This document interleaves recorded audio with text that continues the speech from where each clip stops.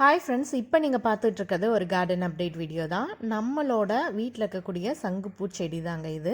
நான் ஆல்ரெடி பழைய வீடியோஸ்ல எல்லாம் காமிச்சிருப்பேன். சங்குப்பூ செடி காம்பவுண்ட் ஃபுல்லாக வளர்ந்துருக்கும், அதில் பூ பூக்கிறதெல்லாம் காமிச்சிருப்பேன். பட் அதுக்கப்புறம் காஞ்ச பிறகு அந்த செடி உதிர்ந்த பிறகு மறுபடியும் விதை போட்டு வளர்ந்தது தான் இந்த செடி. இப்போ காம்பவுண்ட் வரைக்கும் தொட்டுருச்சு. லைட்டாக ஒரு கயிறு மட்டும்தான் கட்டி விட்டுருக்கேன். ஸோ இப்போ ஒரு 2-3 பூ பூக்கிற அளவுக்கு வந்திருக்கு.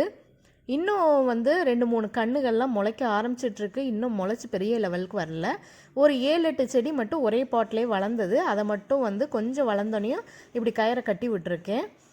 அது குட்டி குட்டியாகவும் இப்போ பூ வைக்க ஆரம்பிக்குது. பார்க்கவே அழகாக இருக்குது. இன்னும் புதுசாக வளர்ந்த பிறகு கொடி கட்டிடலாம்.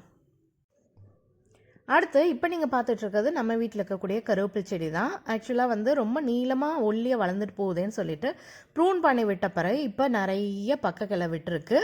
பார்க்கவே அழகாக இருக்குது. சரி, க்ரோ ஆகட்டும். அப்புறம் துளசி விதை கொஞ்சம் போட்டு விட்டுருந்தேன். ஸோ துளசி நாற்று இப்போ வளர்ந்து வந்துட்டுருக்கு. அதுவும் வளர்ந்து வரட்டும். அதுக்கப்புறம் துளசியோட நான் ரீபாட் பண்ணிடுவேன்.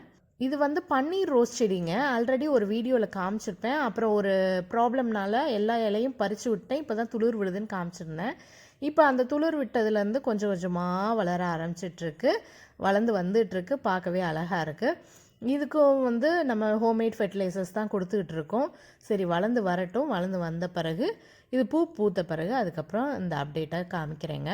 இப்போதைக்கு வளர்ந்ததை மட்டும் உங்கள்கிட்ட ஷேர் பண்ணிகிட்டு இருக்கேன். நெக்ஸ்ட் வீடியோவில் பார்க்கலாங்க. Happy gardening!